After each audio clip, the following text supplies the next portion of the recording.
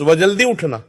हाँ बेटा, जो इंसान ब्रह्म मुहूर्त में उठता है वो शिव के सबसे निकट होता है, क्योंकि प्रभु उस समय ध्यान में रहते हैं और उस समय उठने वाला मनुष्य ध्यान के तरंगों से जुड़ जाता है।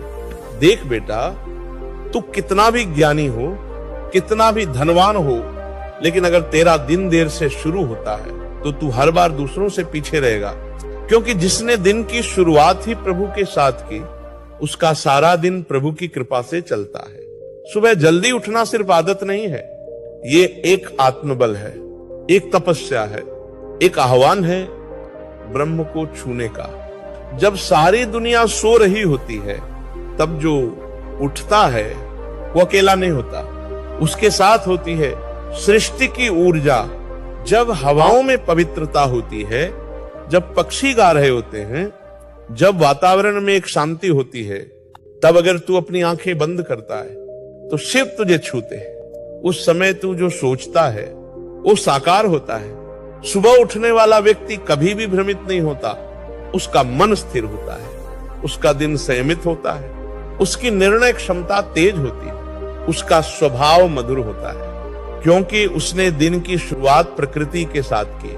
अब जो लोग कहते हैं मुझे तो देर तक नींद आती है, मैं रात को पढ़ लेता हूं, तो बेटा सुन ले, रात की पढ़ाई में जो शक्ति है वो केवल रटने की है, लेकिन सुबह की पढ़ाई में जो शक्ति है वो समझने की होती है।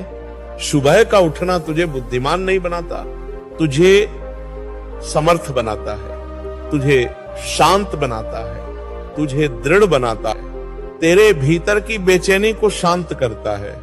सुबह उठने वाला व्यक्ति अपने लक्ष्य के पास जल्दी पहुंचता है, क्योंकि उसका दिन लंबा होता है, उसके पास समय होता है, उसके पास चिंतन का अवसर होता है। वो दूसरों की तरह भागता नहीं, वो अपने लिए दिशा बनाता है। सुबह उठना मन को नियंत्रित करना सिखाता है, शरीर को अनुशासन में लाता है, और सबसे बड़ी बात, तुझे आत्मबल देता है।